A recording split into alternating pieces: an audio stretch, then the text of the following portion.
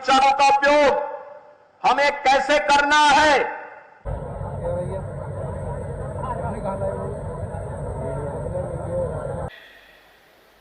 रामपुर में उपस्थित सभी भाइयों बहनों, हेलो फ्रेंड्स, स्वागत है आपका एक और नए ब्लॉग में। आज हम जा रहे हैं रामपुर। आज हमारे शहर में योगी जी आ रहे हैं, आपको भी दिखाते हैं।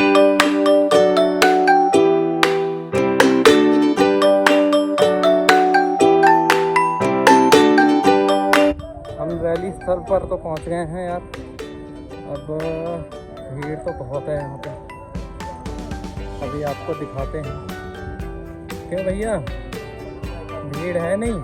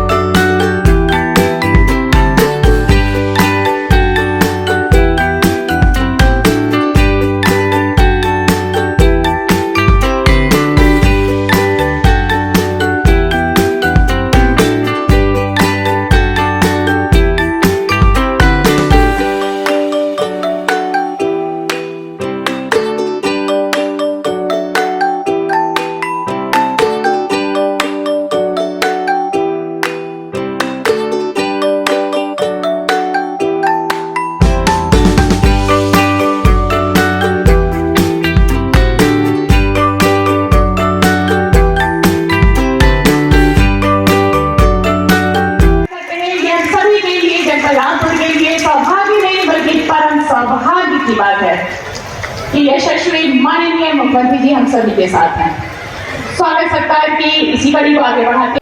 रामपुर में उपस्थित सभी भाइयों बहनों, लोकार्पण और विकास की ढेर सारी परियोजनाओं को आज मुझे जनपद रामपुर के विभिन्न विधानसभाओं को देते हुए अत्यंत आनंद की अनुभूति हो रही है। और उसी श्रृंखला का हिस्सा है कश्मीर में धारा 370 की समाप्ति होना और अयोध्या में श्री राम जन्मभूमि पर भगवान राम के भव्य मंदिर के निर्माण का।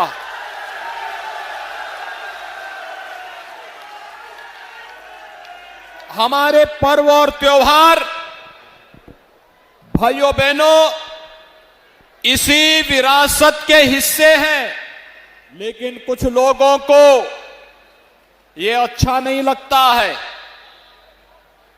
उन लोगों ने इस रामपुर की विरासत को भी नष्ट करने का षड्यंत्र किया था और इसीलिए हम लोग बार बार आए थे ये कहने के लिए कि रामपुर की विरासत को भी अक्षुण्ण रखेंगे, लेकिन किसी भूमाफिया को सत्ता के संरक्षण में रह करके गरीबों, दलितों, वंचितों, व्यापारियों की संपत्ति पर भी कब्जा नहीं करने देंगे। और आज रामपुर में इसीलिए हम लोग आए हैं। रामपुर विकास की प्रक्रिया का हिस्सा बने,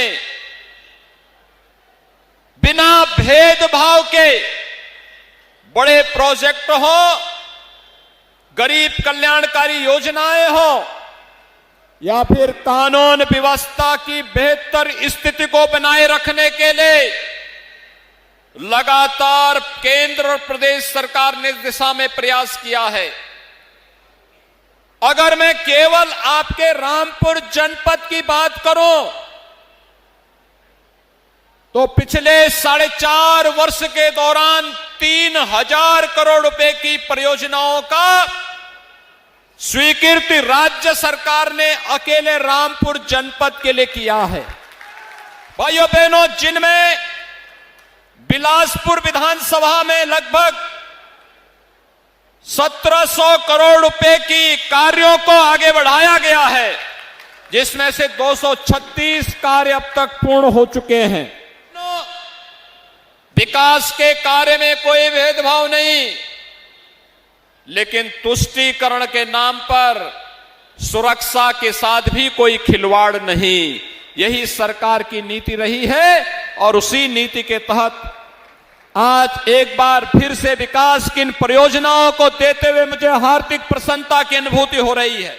भाइयों बहनों, आपके रामपुर जनपद में 147 भूमाफियाओं के खिलाफ कार्रवाई भी हुई है, जिसमें से 640 हेक्टेयर भूमि को उन भूमाफियाओं के कब्जे से मुक्ति दिलाने में मदद मिली। तो प्रधानमंत्री किसान सम्मान निधि में 2,64,500 से अधिक किसान भाइयों को लगभग 391 करोड़ रुपए की राशि अब तक उनके अकाउंट में भेजी गई है। फसल ऋण मोचन में 64,259 किसानों का ऋण माफ किया गया है। के किसानों के लिए चाहे वह धान क्रय केंद्र हो, गेहूं क्रय केंद्र हो या फिर गन्ना मूल्य के भुगतान का हो, और यही नहीं, अभी तो सरकार ने तय किया है रुद्रविलास चीनी मिल के पुनरुद्धार की कार्रवाई को तेजी के साथ आगे बढ़ाने के साथ ही जर्जर चीनी मिलों के पुनरुद्धार की कार्रवाई को सरकार आगे बढ़ाने के लिए गंभीरता पूर्वक विचार कर रही है। चेहरा देख करके नहीं, यह कार्य हर उस गरीब को, चाहे वह किसी भी जाति, किसी भी मत और किसी भी मजहब का क्यों न हो, हमारे लिए वह उत्तर प्रदेश का नागरिक है और उत्तर प्रदेश के किसी नागरिक के साथ जाति, क्षेत्र, भाषा, मत और मजहब के नाम पर कोई भेदभाव न हो। सरकार की मंशा इस दिशा से बहुत स्पष्ट है।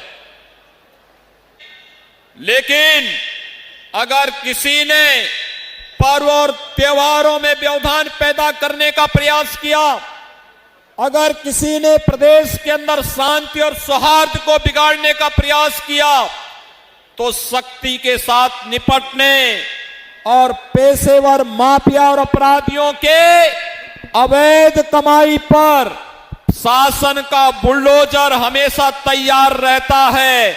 जो भी शासकीय संपत्ति पर, गरीबों की संपत्ति पर कब्जा करने का दुस्साहस करेगा, तो फिर उसको इसकी भरपाई भी करनी पड़ेगी।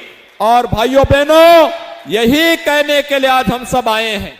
तो प्रधानमंत्री मोदी जी के नेतृत्व में, उनके मार्गदर्शन में केंद्र और प्रदेश सरकार, हमारे विधायकगण, पदाधिकारीगण, प्रशासनिक अधिकारीगण, स्वास्थ्य के कर्मी, आंगनबाड़ी, आशा वर्कर, कोरोना वॉरियर्स, बिना भेदभाव के आपकी सेवा कर रहे थे।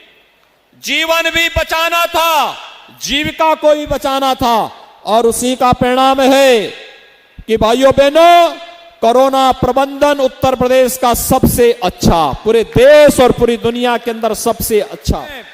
आने वाले समय में विकास की एक लंबी दूरी तय करने के लिए, हर चेहरे पर खुशहाली लाने के लिए, हर नागरिक को सुरक्षा प्रदान करने के लिए हमें एक बार फिर से प्राण प्रण से जुटना होगा। इस विश्वास के साथ आज के इस कार्यक्रम के अवसर पर मैं एक बार फिर से रामपुर वासियों का धैर्य के साथ अन्याय और अत्याचार के खिलाफ लड़ाई लड़ने के लिए हृदय से अभिनंदन करता हूं। पर्व और त्योहारों की हृदय से मैं आपको बधाई देता हूं।